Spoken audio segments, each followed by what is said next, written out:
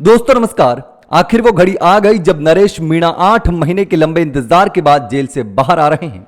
आज 3 बजे नरेश मीणा जेल से बाहर होंगे और अपने परिवार के साथ होंगे। नरेश मीणा का इंतजार लंबे समय से था, खास करके नरेश मीणा के परिजनों को जो लगातार संघर्ष कर रहे थे नरेश मीणा की रिहाई के लिए। इसके साथ ही समरावता गांव के लोग जिसके लिए नरेश मीणा जेल में गए थे और जहां पर यह पूरा मामला हुआ था, जिसकी वजह से नरेश मीणा को गिरफ्तार करके जेल भेज दिया गया था। लेकिन अब आखिर नरेश मीणा का जो इंतजार था वो खत्म हो चुका है और नरेश मीणा अब जेल से बाहर आ रहे हैं। आज 3 बजे कुछ ही समय बचा है और उसके बाद नरेश मीणा जेल से बाहर होंगे। जी हां दोस्तों, लेकिन जिस तरीके से नरेश मीणा का इंतजार हो रहा है, ऐसे में सबसे बड़ा सवाल यही है कि आखिर नरेश मीणा जेल से बाहर निकलकर पहला काम क्या करने वाले हैं। तो पहला काम क्या करने वाले हैं वो सभी को इंतजार है और नरेश मीणा के समर्थक खास करके इसी इंतजार में हैं। लेकिन सबको पता है कि नरेश मीणा जेल से निकलने के बाद पहला काम क्या करने वाले हैं, क्योंकि नरेश मीणा जिस वजह से जेल गए थे, जिसको न्याय दिलाने के लिए जेल गए थे और यह पूरा कांड हुआ था, उन्हीं के साथ नरेश मीणा आज रहने वाले हैं। क्योंकि नरेश मीणा ने जमानत मिलते ही ऐलान कर दिया था कि मैं सबसे पहले जेल से निकलते ही समरावता गांव जाऊंगा। यानी कि जैसे ही नरेश मीणा टोंक जेल से बाहर आएंगे, उसके बाद सबसे पहला काम वो यही करेंगे कि सीधे समरावता गांव में पहुंचेंगे।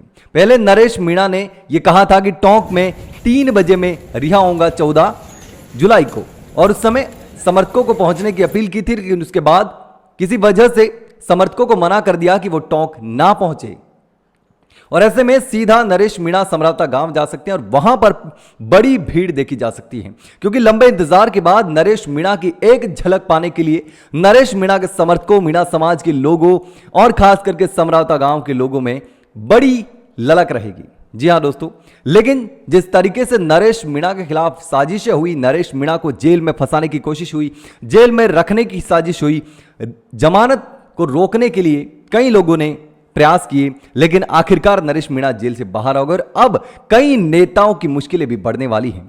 बहुत सारे नरेश मीणा के विरोधी नेता हैं जो नहीं चाहते थे कि नरेश मीणा जेल से बाहर आए, और चुनाव में नरेश मीणा ने जिनकी मुश्किलें बढ़ा दी थी, जिनके पसीने छूट गए थे नरेश मीणा के चुनावी मैदान में उतरने से, और अब वो नेता नरेश मीणा से नाराज हैं।